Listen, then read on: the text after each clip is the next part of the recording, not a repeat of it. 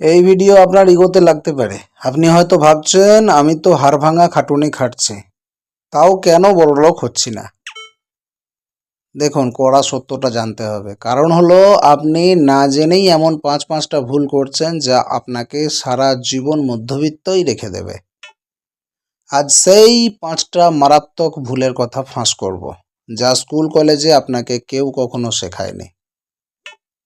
ছোটবেলা থেকে আমাদের মগজে ঢোকানো হয় টাকা জমাও তাহলেই বড়লোক হবে। এটা একটা ডাহা মিথ্যা কথা।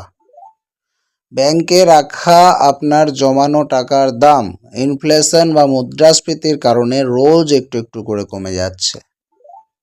আপনি টাকা জমাচ্ছেন আর ধনীরা টাকাকে কাজে লাগিয়ে আরও টাকা বানাচ্ছে। তফাৎটা ঠিক এইখানেই। টাকাকে আপনার চাকর বানাতে হবে। আপনি টাকার জন্য খাটবেন না, টাকা যেন আপনার জন্য খাটে। এটাই হলো সমাধান। টাকা জমানো বন্ধ করুন, ইনভেস্ট করা শুরু করুন। বেতন 5,000 টাকা বাড়লেই আমরা 50,000 টাকার আইফোন কিনি। একেই বলে লাইফস্টাইল ইনফ্লেশন। এটা হলো আমাদের দ্বিতীয় ভুল। ইএমআই এর ফাঁদে পড়ে আপনি স্ট্যাটাস বাড়াচ্ছেন না, আসলে নিজের ভবিষ্যৎটা কিস্তিতে বিক্রি করে দিচ্ছেন। বিষয়টা বুঝতে পেরেছেন কোনোদিন? গরিবরা এমন জিনিস কেনে যার দাম সময়ের সাথে সাথে কমে, এটা হলো দায়। আর ধনীরা এমন জিনিস কেনে যা থেকে টাকা আসে, এটা হলো সম্পদ। ওয়ারেন বাফেট আজও তার বহু পুরনো বাড়িতেই থাকেন, আর আমরা একটু টাকা পেলেই সব ওড়াই। রবার্ট কিওসাকি জানেন, আপনি কতটা ধরে রাখেন সেটাই আসল, কতটা আয় করেন সেটা বড় কথা নয়। রবার্ট কিওসাকি বলেছিলেন, আমার তো সরকারি চাকরি বা ভালো আইটি জব আছে, আমার আবার কিসের চিন্তা। একটা মাত্র আয়ের উৎস, এটা আমাদের তৃতীয় ভুল। একটা মাত্র বেতনের উপর ভরসা করে থাকা মানে একটা পাতলা সুতোর উপর হাঁটা। যে কোনো দিন পতন হতেই পারে। পৃথিবীর যে কোনো গড়পড়তা কোটিপতির অন্তত 5 থেকে 7টা আয়ের উৎস থাকে। আপনার কটা আছে? একটা। এইভাবে চলবে না বস।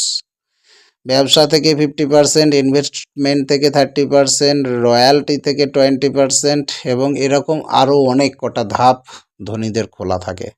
পাইপলাইন বাড়াতে হবে বস।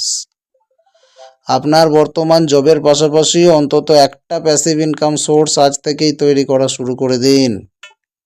শেয়ার বাজার মানেই তো জুয়া, এটা ভাবা চতুর্থ ভুল। আর্থিক অজ্ঞতা এবং শেয়ার বাজারের ভয় আমাদেরকে নষ্ট করে দেয়।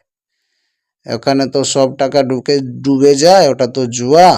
এই অমূলক ভয়টাই আপনাকে পিছিয়ে রেখেছে। রিস্ক না নেওয়াটাই সব থেকে বড় রিস্ক। না শিখে টাকা ঢালাটা অবশ্যই জুয়া, কিন্তু সঠিক শিক্ষা নিয়ে ইনভেস্টমেন্ট করাটা হলো পিওর বিজ্ঞান। স্কুলে আমাদের বাবর আকবরের ইতিহাস শেখানো হয়, কিন্তু টাকা কিভাবে কাজ করে তা সিলেবাসে নেই। সবার আগে নিজের শিক্ষার পিছনে ইনভেস্ট করুন।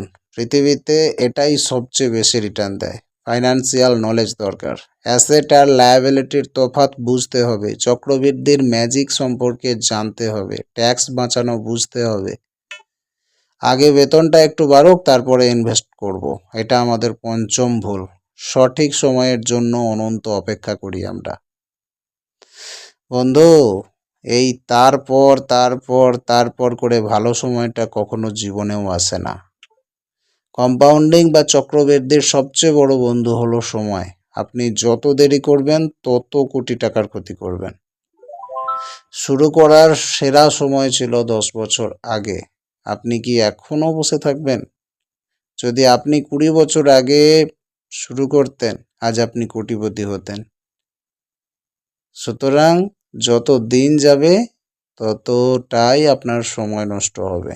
আজ শুরু করুন মানে এখনই শুরু করুন। অপেক্ষা করা বন্ধ করে দিন। মাত্র 500 টাকা দিয়ে হলেও আজ থেকেই আপনার প্রথম ইনভেস্টমেন্ট জার্নিটা স্টার্ট করুন। বুঝলেন? 10 বছর আগে আপনার ভালো সময় ছিল, কিন্তু দ্বিতীয় ভালো সময়টা হচ্ছে আজ, ঠিক এই মুহূর্তে। এই 5টা ভুলের মধ্যে আপনি কটা ভুল করছেন? একটু সৎভাবে নিজের মনকে প্রশ্ন করুন তো। ইনভেস্টমেন্ট আপনি কি করেছিলেন? লোক দেখানো বন্ধ করেছেন কি? মাল্টিপল ইনকাম বানানোর আপনার রাস্তা খোলা আছে কি? স্কিল আপনি শিখছেন কি? নাকি আরও যে কটা ভুল বললাম সেগুলো শো অফ করছেন? বিল গেটস বলেছিলেন, গরিব হয়ে জন্মানোটা আপনার দোষ নয়, কিন্তু গরিব হয়ে মরাটা 100%ই আপনার দোষ। আপনার অতীত আপনার ভবিষ্যৎ ঠিক করে না। নতুন করে শুরু করুন। কমেন্টে জানান আজ থেকেই আপনি নিজের জীবনের কোন নিয়মটা বদলাতে চলেছেন। ইনভেস্টমেন্ট শুরু করব নাকি ফালতু খরচ কমাবো, কোনটা?